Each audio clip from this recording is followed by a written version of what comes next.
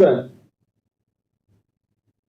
ఒక చేతితో సహాయం చేసి ఇంకొక చేతికి కూడా తెలియకూడదనే తత్వం మేం చేస్తుంటే, ఎంగిల్ చేతితో వీళ్ళు సహాయం చేస్తే ఎంగిల్ మెతుకులు కింద పడతాయన్న ఆలోచన వాళ్ళు చేస్తారు. వాళ్ళు సరైన పాలన చేస్తుంటే వాళ్ళ రోజున వాళ్ళు ప్రజలు నెత్తిలో పెట్టుకునేవాళ్ళు, కూటమికి అవకాశం ఇచ్చేవాళ్ళు కాదు. కానీ వాళ్ళ రోజున మనల్ని ఎవరు ఏమీ చేయలేరులే అని మా మంచితనాన్ని చేతకాంతనంగా చూసుకుంటా ఉండంటే, ఇవాళ రోజున సాక్షాత్ ప్రధాని మోదీ లాంటి వారిని విమర్శిస్తున్నాడంటే వీళ్ళ కొమ్ములు ఎట్లా పోతుంది అనేది మనం చూసుకోవాలి. ఇది ప్రధానంగా మాట్లాడుతుంది ఏంటంటే, నోరు అదుపులో పెట్టుకుంటే ఏదన్నా కానీ రాజకీయం మేము మాట్లాడతాం సార్. ఎందుకు ఇప్పుడు పేరుని నాని గారు వేరే రకంగా కూడా విమర్శించవచ్చు. ఈలాగా విమర్శించారంటే అది కాకతాళీయంగా మీరు అన్నట్టు నోటి నుంచి వచ్చింది అనుకోవాలా, వాంటెడ్ మాట్లాడారు అనుకోవాలా? సార్ ఇక్కడ మీరు ఒకటి గుర్తుపెట్టుకోండి సార్, జగన్మోహన్ రెడ్డి గారు ఇప్పుడు లేడు. ఇప్పుడు ఏంటంటే ఈయన జిల్లా అధ్యక్షుడు గారు లేదంటే పార్టీకి కేడర్కి సంబంధించి కొన్ని మీడియా సమావేశాల్లో జగన్మోహన్ రెడ్డి గారి తర్వాత ప్రెస్ మీట్ పెట్టేది ఈయన అమ్మటి రాంబాబు గారు లాంటి వ్యక్తులే. వీళ్ళు పొలం అంటూ ముందుకు వచ్చేస్తారు. వీళ్ళకున్న అర్ధజ్ఞానం సగం బుద్ధితో ఏంటంటే వాళ్ళ రోజున మీడియా ముందుకు వచ్చి మాట్లాడేస్తారు. ఎలా అసలు వైఎస్ఆర్సీపీ అంటే రాష్ట్రంలో అద్భుతమైన పాలన చేసిన నాయకుల్లాగా వాళ్ళ రోజున తెల్ల చొక్క కాళ్ళు వేస్తారు, ఇట్లా వేసుకొచ్చి మాట్లాడేస్తారు. మాట్లాడుతున్నారు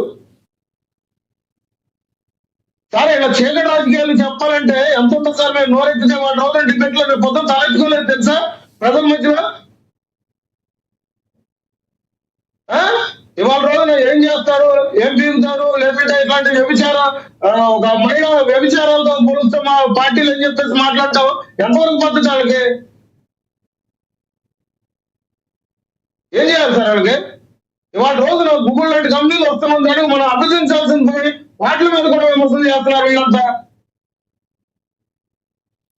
రాష్ట్ర పరిస్థితి దిగజార్చి వాళ్ళ రోజున దౌర్భాగ్య పరిస్థితి. లక్ష్మీకాంత్ గారు మరొక బయట ఇట్లాంటి వైఎస్ఆర్సీపీ మరొక బయట ప్లే వైఎస్ఆర్సీపీ నాయకులు ఆంధ్ర రాష్ట్రాన్ని పాలించడం అనేది దరిద్రం సార్.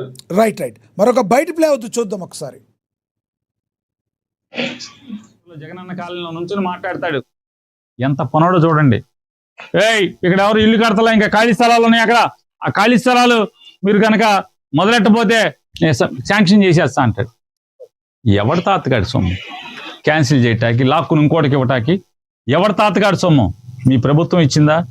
అందుకే మీలాంటి దుర్మార్గులు, మీలాంటి కీచకులు వచ్చి చెరబడతారనే చంద్రబాబు నాయుడు లేదా ఇట్లాంటి కీచక మంత్రులు దుర్మార్గమైన ఆలోచనలలో వస్తారనే జగన్మోహన్ రెడ్డి గారు ముందు చూపుతోనే వీటన్నిటికీ తాళాలేసి పెట్టాడు.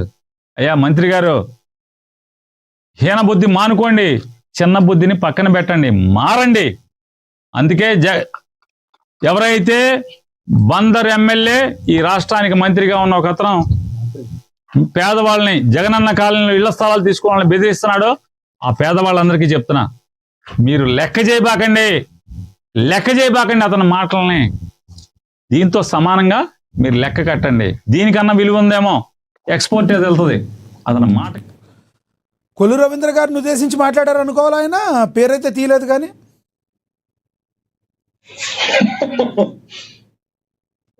సరే, కరెక్ట్ ఆయనకి కరెక్ట్ వీడియో చూపించారండి. ఒక నిమిషం సార్, ఒక నిమిషం. ఇది బ్యాక్ ఎట్లా వెళ్తుంది? గతంలో జగన్మోహన్ రెడ్డి గారు ఏదో అన్నారు, అది కూడా చూపిస్తారు అప్పుడు మీరు. రైట్, మాట్లాడండి, సమయం వృధా అవుతుంది. రైట్, మాట్లాడండి.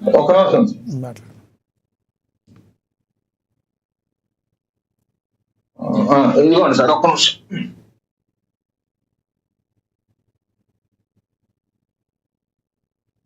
మీకు కనిపిస్తుందా సార్ ఇక్కడ ఏమన్నా? ఎస్, కనబడతలేదు గారు, మీరు చెప్పండి, మీరు చెప్పదలుచు. జగన్ గారి ఇల్లు ఏదో జగనన్న కాలనీదో ఏదో కనబడుతుంది కదా అక్కడ. ఇది రాజశేఖర రెడ్డి గారు, అదే మన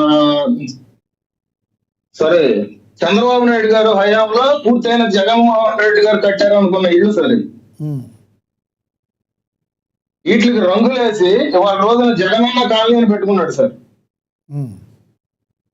పేరు ఒకళ్ళది, కట్టింది ఒకళ్ళు, ఇవాళ రోజున పేరు ఒకళ్ళది. ఇవాళ మీరు పేద ప్రజలారా మీరు భయపడబాకండి, జగనన్న మళ్ళీ వస్తాడు 2 సంవత్సరాల్లో మీకు ఇల్లు ఇప్పిస్తాడు. ఏం ఇప్పిస్తాడు సార్? అసైడ్ భూములు, ప్రభుత్వ భూములు కొల్లగొట్టి ఇవాళ రోజున ఈయన ఇక్కడ స్థలాలు ఇచ్చాడు, సెంటు భూములు. రైట్ ఏం సార్? Right sir. ఏమిచ్చాడండి? ఇవాళ రోజున బ్యాంకు వాళ్ళు వచ్చి ఇక్కడికి వచ్చి లోన్లు ఇవ్వలేని పరిస్థితి.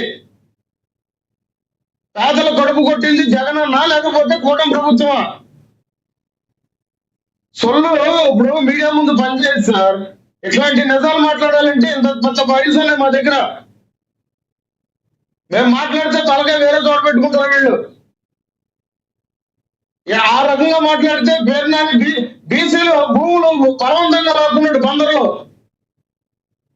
అవన్నీ మేము చిట్టా బయట పెట్టాలంటే వాళ్ళ రోజున పేరునాని రాష్ట్రం వదిలి పారిపోతాడు తెలంగాణ. అది సార్ వాళ్ళ నీచ బుద్ధి. ఎందుకు తెలంగాణ అని ఎందుకు సపరేట్ గా చెప్తున్నారు? బెంగళూరులో అవకాశం లేదంటారు ఆయనకి?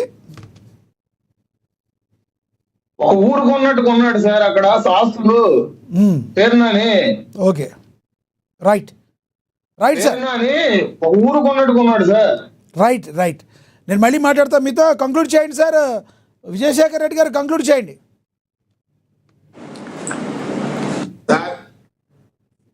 ఈరోజు కూటమి పరిపాలన ఎంత అద్భుతంగా ఉందో అందరూ చూస్తున్నారు. ఎక్కడ ఒక చిన్న కుంభకోణం కూడా లేదు.